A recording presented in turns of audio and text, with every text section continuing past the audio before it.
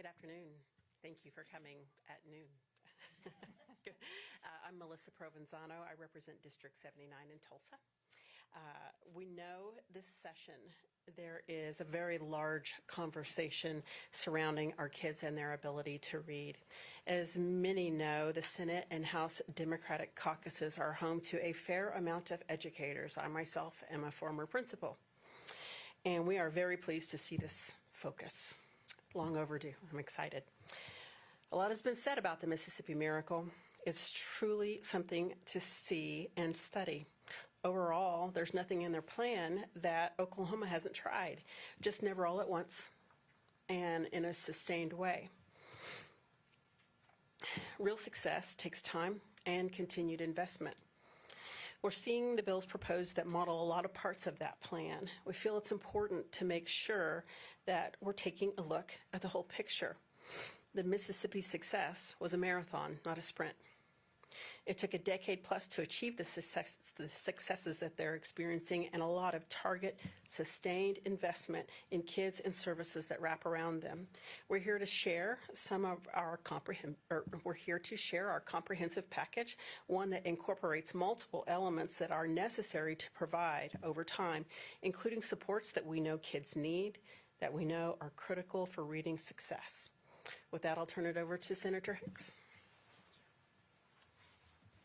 Well, thank you. I appreciate you all being here today so that we can really outline Oklahoma's commitment. As Melissa Provenzano just spoke, I wanted to kind of start by saying, I'm a proud public school parent of 3 children that attend our public schools. I also have my master's in early childhood education. And so as we're talking about this conversation around literacy, I think it's important that we continue to put educators at the table to really understand and navigate the things that we know are evidence-based and will really create an opportunity for all students to thrive. So Oklahoma's commitment is a comprehensive plan. It is a long-term commitment of our state that we want to see through to our children's academic success. Senate Bill 1363 is a teacher pay raise. This pay raise is different than many of others that we have seen before. Not only is it an across-the-board pay raise to make sure that we can continue to retain our best and our brightest, but it also targets a 5% increase for those hard-to-fill positions. Additionally, Senate Bill 1293 would assume a state obligation around letters training. Letters training is the industry standard for making sure that teachers know how to teach literacy. And this was funded through federal grants that have now been expended, and we believe and understand the position that we are in. So we believe that the state needs to assume this obligation in order to maintain that high quality of professional development our teachers need. Senate Bill 1334 focuses on the science of reading. This is not a catchphrase. This is not a flash in the pan. This is decades of research that let us know exactly how we need to meet every student's needs. Senate Bill 1291 is probably going to come with the highest price tag, I would assume, from this package. And that's with good intention, because it would take our current statutory framework around literacy coaches, which is 10, and increase that to 100. We know that we need 500 in order to match the success that we've seen across the country, and this is the first step, again, of this long-term commitment to our students and to our teachers. Senate Bill 1297 is around high-dosage tutoring. That just means 40 hours of explicit instruction with a high-quality educator. And House Bill 1128 is about our school counselor corps. We know that kids are coming to school with many, many unmet needs. And in order to get to the academics, kids have to feel safe and supported in their classrooms. And so by putting an intentional effort around our counselor corps, we know that we can address those needs so that we can get to the academics.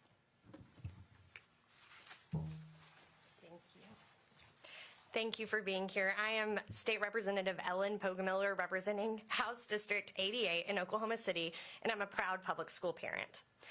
One of the key components to our commitment is funding. Funding with new dollars. We are 49th in per pupil spending, and no matter how you slice it, it means that our outcomes reflect the investment that we've been willing to make into our kids. And I've attended multiple presentations on the Mississippi Marathon, and at every single step, we learned that the initial investment into literacy into the state of Mississippi was $100 million. And if you reflect that with inflation in today's terms, our superintendent Fields at our budget meeting this week said, you're looking at a $200 million plus investment that we would need to invest in order to start the conversation around literacy. And I can tell you, talking to families, to parents, to students, to educators, they're asking us not to cut corners. So we are committed, Democrats are committed to sustainable, not one-time funding, sustainable funding. And so we bring to the table two different efforts that will bring $270 million into the conversation. First, House Bill 3684 would repeal the parental choice tax credit. Secondly, we bring House Bill 3065, which would create and establish an excise tax on vapes, establishing at minimum $20 million. Any literacy effort with new funding, without new funding, would be like an unfunded mandate or an underfunded mandate. And I can tell you as a public school parent, I'm tired of that. I'm honored to introduce, and it shortchanges our kids. And so I'm honored to introduce my state senator, Senator Mark Mann. Thank you. State Senator Mark Mann, Senate District 46, and I'm happy to be here today to help support and roll out this comprehensive plan that includes the funding portion. But really what I want to talk about as a former school board member is commitment. And we've mentioned the Mississippi Miracle, and a miracle is something that's miraculous and unexplainable. It was no miracle what happened in Mississippi. It was a commitment, it was an investment, and they waited and waited and waited and continued making that investment until it began to reap rewards. I remind you, and I think it was around the same time we rolled out in Oklahoma our own program, the Reading Sufficiency Act, funded it for almost 2 years. Budget cuts happened. We ended that funding. We were tracking ahead of Mississippi. So it goes back to commitment, and it's commitment not just to these programs, it's commitment to our educators and education community across the board, whether it's the leave bills I'm running or Representative Sandoval's Family Literacy Task Force. There are so many other things than just this that help fulfill that commitment. And so this is a start, this is a central piece, and I'm happy to be a part of it. I'm going to turn it over to Representative Ranson. Thank you. Representative Trish Ranson from House District 34 in the heart of Stillwater, and former elementary music teacher. So having been someone who sees every child in the school, it's really important to see all of the things that make an impact in our students' lives. And we have these core values. One, there must be additional investment in any reforms that we go forward with. There has to be, otherwise we will be back here again next year with the same problems or worse. Second, it has to be a multiple year plan. We have to keep going. It cannot be every election cycle we deal with an issue so that way we can get reelected. It has to go further than that. We're talking 8 years. We've done it with roads. We can do it with education. But it has to be educator involved and parent involved as well. And the third core value that we have is there is no retention at all without intervention and without parental involvement. So these are the things that we hold true, that we hold as our core values going forward when we're having those budgetary discussions, when we're having policy debates. We must have additional investment. It must be a multi-year plan, and there's no retention without intervention. So thank you for your time today. We'll open up to questions.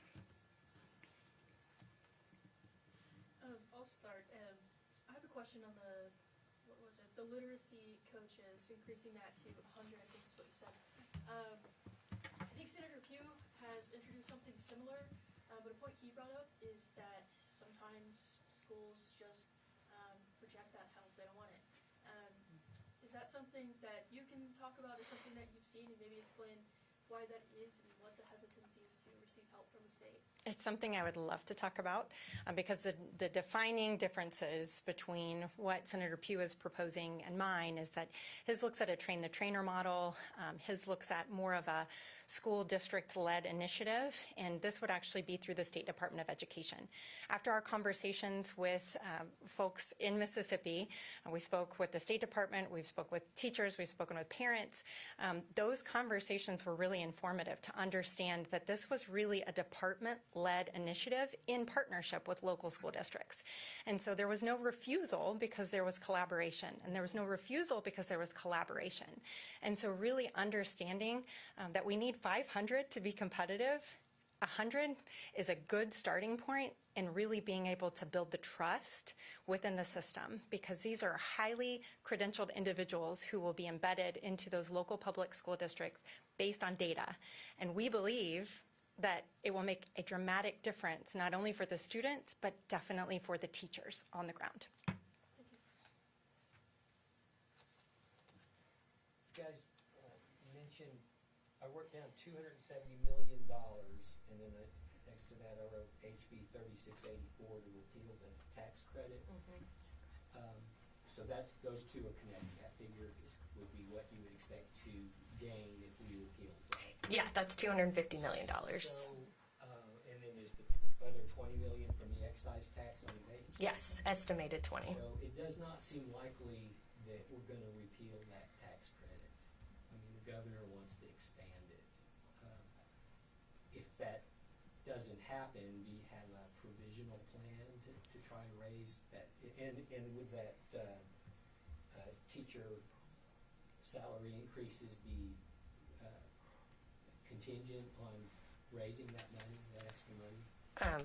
Well, what I would say is that in budget hearing after budget hearing, what we're hearing from agencies is we don't have enough money to meet the needs of Oklahomans. And what you're hearing from us is there's a capacity to provide additional resources, but we are going to have to think about how we raise new funds to this state. And when we choose that, that's a political leadership choice, to make that choice not to find additional funds. And so I do have a bill that we spoke about earlier, but it is, if we wanted to have compromise language, House Bill 3009 provides a parental choice tax credit at, it would provide about $100 million plus if we capped the income at $150,000 and reduced the support that people at 75 to 150,000, they would get a subsidy of $5,000. So that's one effort. But I would say political will is what we're missing in this conversation, is that there are ways to provide additional resources, and underfunding is leading to bad outcomes. And so, you know, it's funny, we talk about roads and bridges, and I looked back, and I can't remember the year, but we were like dead last in bridges, you know, and instead we didn't tell people to drive around and find a different route. We created a plan, and we created funding to fix the bridge. And what we're saying to everyone right now is we have an educational outcomes problem. And what we're also saying is we are underfunding to get the supports and resources we need. And at the end of the day, it's the kids who are impacted by it. And as a public school parent, that honestly starts to make me frustrated and angry that we think so little of the future of our state that we're not willing to think about big picture, how we can invest better and find other additional dollars to invest. So. I just have a quick follow-up to that really quick. With our roads and bridges plan, those are earmarked dollars. It's also important to note that the $250 million are earmarked dollars, and yet we're unwilling to earmark those dollars for public schools. And so really the plan that we're bringing forward is to highlight these intentional investments and understanding that there are funds that are being excluded. Public dollars belong in public schools. Can you talk a little bit more about the tax on vape? I mean, is that a brand new tax? Is it an extension of something existing? We have actually no excise tax on vapes right now. We know it's politically a actual popular move based on public opinion over the last year. But what it would do is and I'm not a vapor, so I don't know about all of these things, but I will explain to you that there are two types of vapes. There's closed and open. Closed is actually what youth use in our state, and so we're trying to reduce two things. One, trying to reduce the amount of youth that are vaping, and so we have a 15-cent per milliliter tax plus an additional dollar. Kentucky had a similar legislation that passed in their state with an impact that actually decreased closed vaping in youth. And then we have an open 15% of the sales tax on vapes. And again, the estimate from the research that was done, it would start at about $20 million. Is there any appetite to increase the tobacco tax excise? Oh, I don't know if anybody. Yes, I don't know.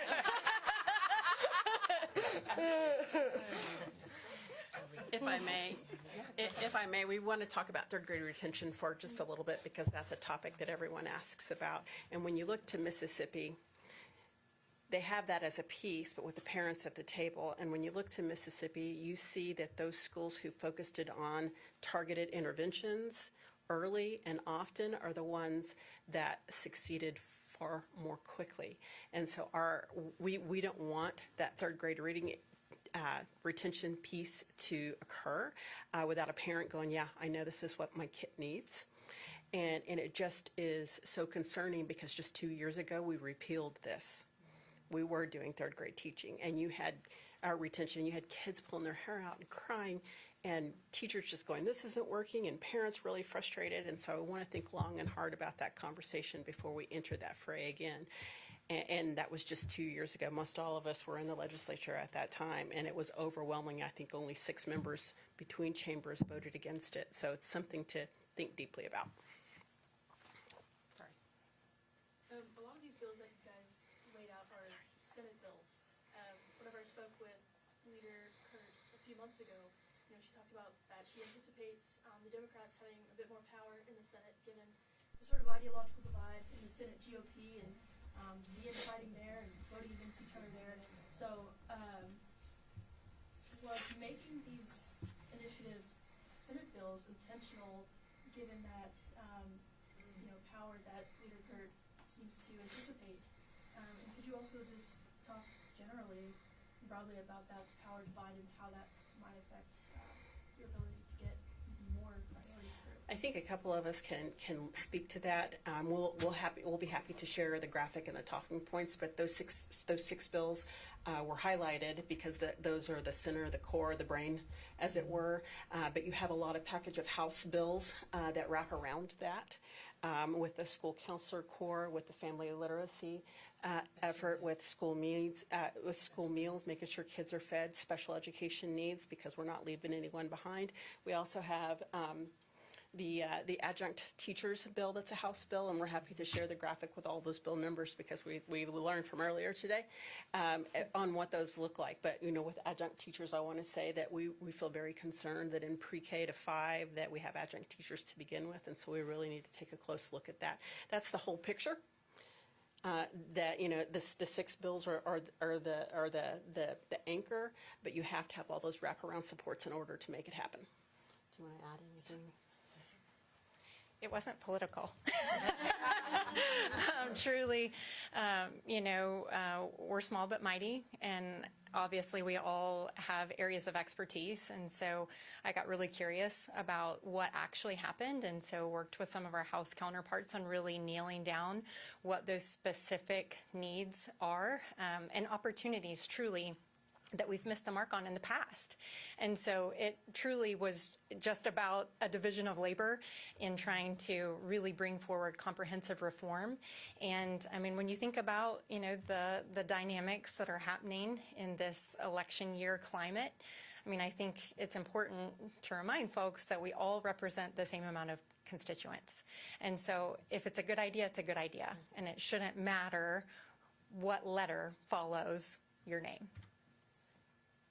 On retention, the former retention policy, at least in part, was kind of stripped down because of social concerns and just a lack of willingness to retain kids among parents. Do you think that has changed and that there's more of an appetite for that these days? I absolutely don't. And in fact, the data would show us that that's very detrimental. When we look at long-term outcomes, if kids are not provided additional supports, any growth that was shown in that initial window from 3rd to 4th grade declines by 8th grade, and it actually increases our high school dropout rate significantly over time. And so if we want to stay authentic to the research and we want to understand what's actually happening, then I think it's important to note that those interventions have to start early. Actually, that 0 to 3 age window with Sooner Start and making sure that we are catching kids in those critical time frames to really make sure they don't have developmental delays. There are lots of ways that we can invest in prevention services, and so early intervention starts at birth, and we really believe that. Do you think that parents would be more willing to retain their child at the end of 3rd grade if after those interventions there's still a deficiency? So my question is, what happens with that retention? Because I'm a parent of a 2nd grader, so she'll be in that 3rd grade window next year. So what happens? What's going to happen in that year? Is she going to have a different teacher? Is she going to have access to high-dosage tutoring? Are there Oklahoma summer academies? I've seen that proposal as well. But those are the questions that I have not only as a parent but as an educator, because class sizes are unsustainable at their current levels. And so if we are retaining a significant amount of students, then we need a better model to really be able to address those individual and specific needs. And I'm telling you right now, we don't have capacity in our current system to be able to do that well. And so what we're asking, in some of the proposals, it's looking at some of those transitional grade years. I think that is an excellent effort. And in fact, we've proven that model works for our state in the past, and all the funding that was pulled back from that has led to the current systems that we're experiencing. So I think it has to be really, really intentional, and those conversations with parents are absolutely critical. Is there anything that you would be looking for in that retention year in particular? I know some proposals have thrown out a mandatory 90 minutes per day of reading intervention. And I think what's frustrating in this entire conversation is they're kids. So I'm just going to let it sit there for just a second, because these are children. And so if you're mandating an additional 90 minutes, listen, I taught kindergarten, and I can tell you, I can work miracles in 90 minutes, but these are children. And so when we are being thoughtful about our approach, we need to first understand that kids need to play, and they learn best through play. And so what does that 90 minutes look like? Are they sitting at a computer? Are they sitting, we can come up with some creative ways to meet those student needs that actually reflect what is developmentally appropriate for kids, and that's at the heart of our plan. Any other questions? Mine, just a very quick comment. Melody Blanchett, member of the Democratic Caucus. Very quickly, the Mississippi Literacy Plan, that started 20 years ago with a multi-million-dollar investment. It wasn't just recently, like in the last 5 years, and they wrote a check and everything got fixed. This was a long-term investment that took many, many, many years to put in place.